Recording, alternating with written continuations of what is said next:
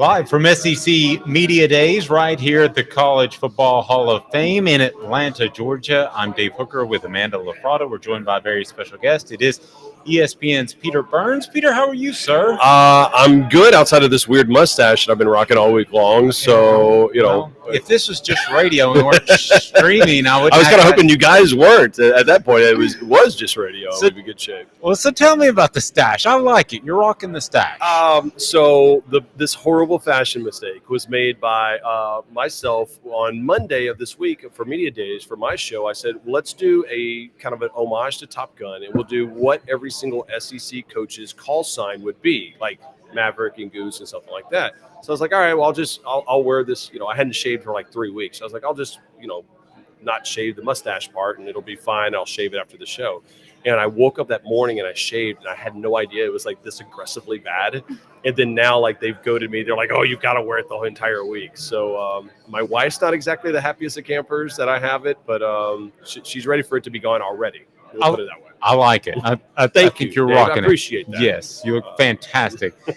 Peter, as far as the SEC East, I think that's the most interesting topic in SEC Media Days. I think that Georgia is number one. Mm-hmm. After that, how do you see the conference shaking out? I mean, to me, when I look at what teams I get excited about, it honestly, I'm almost more excited to talk about Tennessee football right now than I am anybody else in the East, because I feel like I know what Georgia's going to be, right? I feel like the offense is going to be pretty good. Ladd McConkey and Brock Bowers were so fantastic. Stetson coming back. I don't think they take a lot of chances. I think their defense moves a little bit farther back. But I want teams that I don't feel like I know really what's going to happen. And anything can happen with Tennessee right now. Josh Heupel was so damn fun to watch this first year because the offense got rolling. It was fun. Like, I have Vol fans that I hadn't heard from in like 6-7 years. It'd be like, we're back. This is fun. Like, this is what fun football looks like.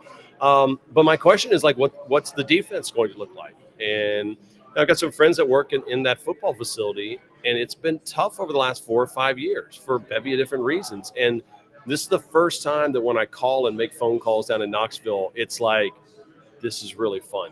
And I don't know, that excites me, because that's just one of these programs that, like, when Tennessee football is good, like, all of college football is really good.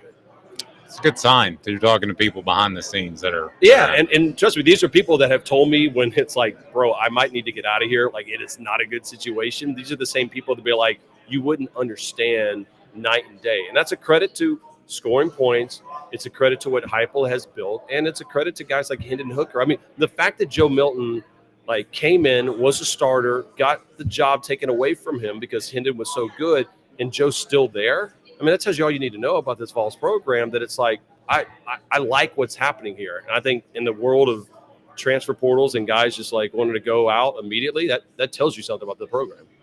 So I know that at Tennessee, there's been some cultural issues with past coaches. There's been some, not exactly in touch with their team or the players on their team.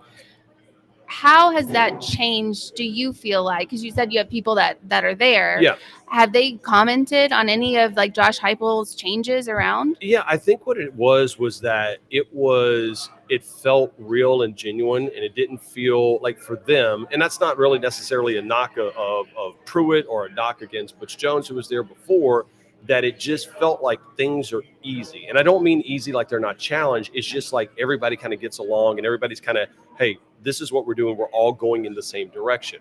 And that's when you get excited about a program, is not necessarily the recruiting classes, but when you hear what's going on behind the scenes, right? And that's when you realize, you're like, all right, there's positive things that are happening around the program. So again, I think the third best team in the SEC right now in the SEC, not just the East, could very well be Tennessee because of that offense. I mean, I remember when Josh got there, I was like, he should totally do the exact same thing that Lane Kiffin did at Oxford, which is try to score a bajillion points the first year, and you'll worry about the defense later.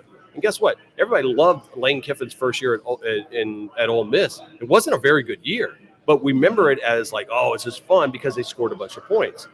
That's kind of what's happening with Josh right here in this first year. And if they can get the defense figured out, why can't they upset some people?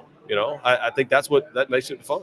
So when it comes to the Heisman, there's a lot of talk about it. Obviously, Alabama's Bryce Young won it last year. Will Sure. Anderson is in the hunt.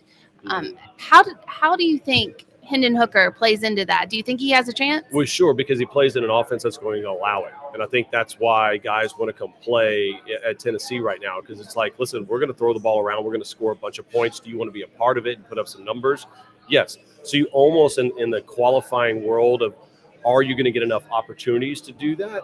He absolutely is going to do it. The question is, does he have a wide receiver core around him, right? Does he have an offensive line that's going to keep him 100% healthy? That I don't know. But, I've already circled. That game against Pittsburgh, which they should have won last year, I'm so intrigued by that game coming up, because it really is a make or break game for not only just Pittsburgh, but the ACC, but for what Josh wants to do there at Rocketown.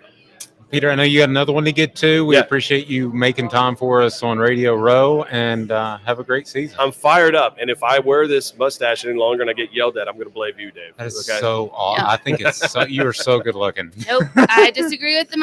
No offense to you, but I agree with your wife. Thank you. Wholeheartedly, your wife has my support. You're calling me ugly to my face, and I appreciate it. I'm not. Just joking. Thank you. Thank you, Peter. I appreciate that. Thanks. Peter Burns of ESPN. Nice to meet you. His appearance is brought to you. Peter's nice enough to join us. We can drop his video. His appearance is brought to you by our friends at Big Orange Phillies. Go to Big Orange Phillies for the quick bites. They have got them right there. If you're listening around the lunch hour, they will take care of you. They've got fantastic food, cold from the fridge, or you can go hot food from the counter. And also, don't forget that casual shouldn't mean stale. That's Big Orange Phillies, right downtown Halls. It is on Maynardville Pike. Great place for North Knoxville. More after this. From SEC Media Days, this is a presentation of Off the Hook Sports.